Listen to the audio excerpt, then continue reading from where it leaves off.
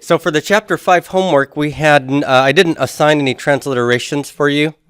If you happen to do any of the transliteration homework, you're welcome to ask any questions about it. Any questions about how to translate these?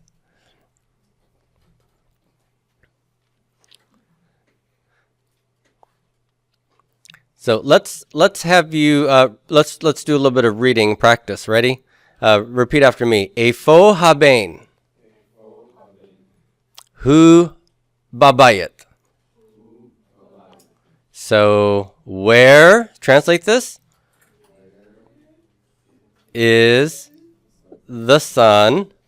Answer, he is in the house. Now we're supplying the is, the copula in both of these.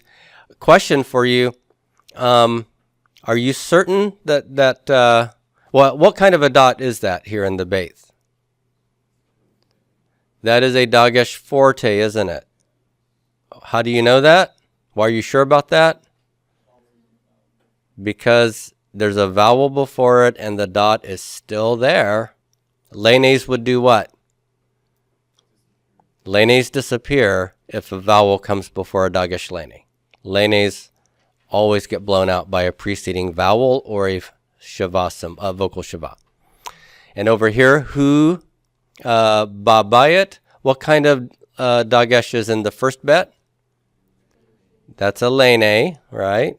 And the second one has a Dagesh forte. Okay? There's nothing before it.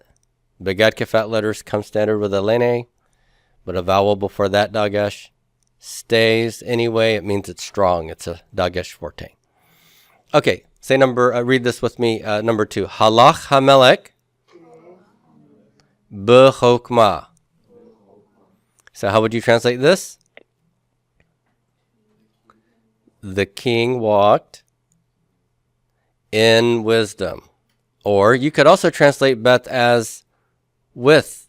So it could be the king walked with wisdom, meaning, he used wisdom. Now, look at the sentence here. Which type of word came first? The verb. And then this one is the subject. Okay? And we will see frequently verb first type of sentences in Hebrew. So don't translate this as he walked the king, as in he walked the dog. Okay? The king is the subject, not the direct object here. All right. Over here, I have b'hokmah. Is there an article swallowed up by the bet here?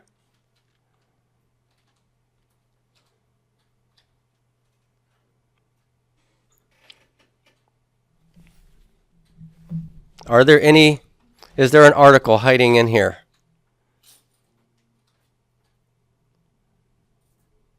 How do you know? How do you know if there's an article that's been swallowed up by the inseparable preposition?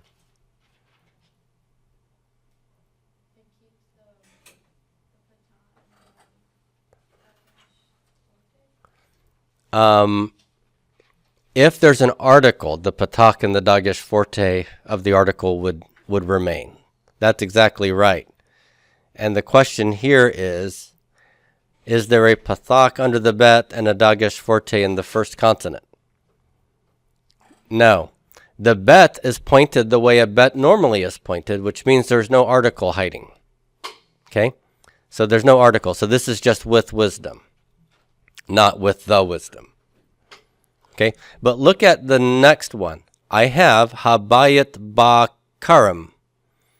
The house is, I've got a copula here, in vineyard. Is there an article hiding? Yes. The article hey has been swallowed. How do I know?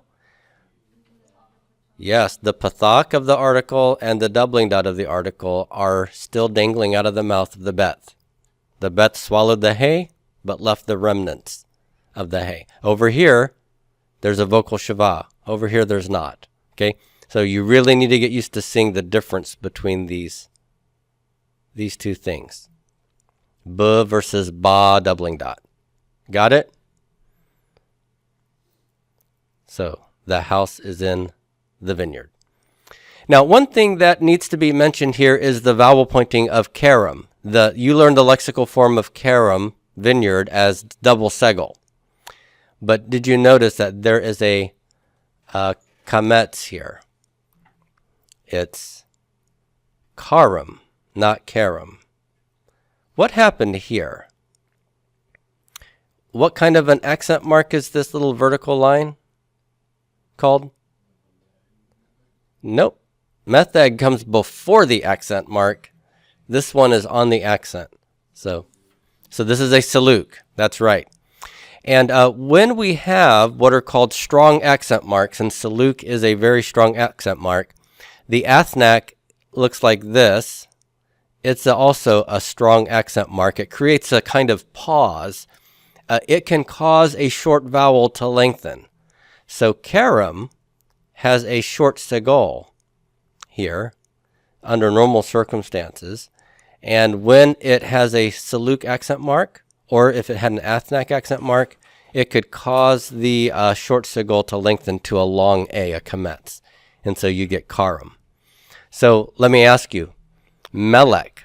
If melek had an accent mark like the saluk on that syllable, what might it be pointed as? How would you pronounce it? Based on the analogy of karam. Malik, exactly. Yes. So, melek with the accent mark, it could become malek. Malek. Okay? And then the sof pasuk at the end. So just be aware, your short vowels can lengthen due to a strong accent mark. There's another one, eretz. Eretz would become aretz. Aretz. When it has a strong accent mark, marking it. Okay, good. So no other questions here? Okay. Oh yes, go ahead. On number 4, Mm-hmm. it has it was righteous and that it was evil. So do we just know that there's a question mark due to context?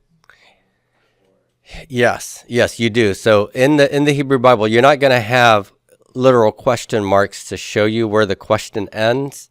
So you just have to read it contextually.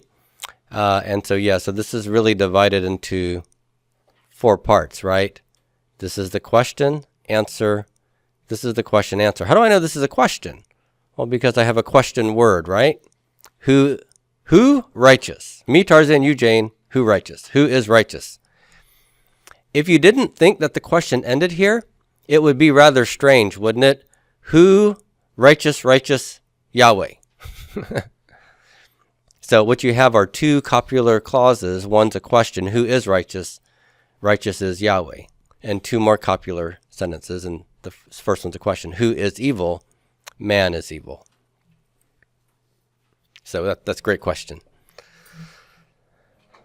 Yes? Number 3, whenever you're talking about how the salute makes it so that it's accented, so then we would put the accent mark. That's right. So in the actual Hebrew Bible, the Masoretes who were pointing the text, they didn't use this accent mark that we're using as a conventional accent mark in our textbook. They used these other accents that go here. So if you actually see the accent here, then you won't see an additional one above. Okay? All right. And we'll stop there.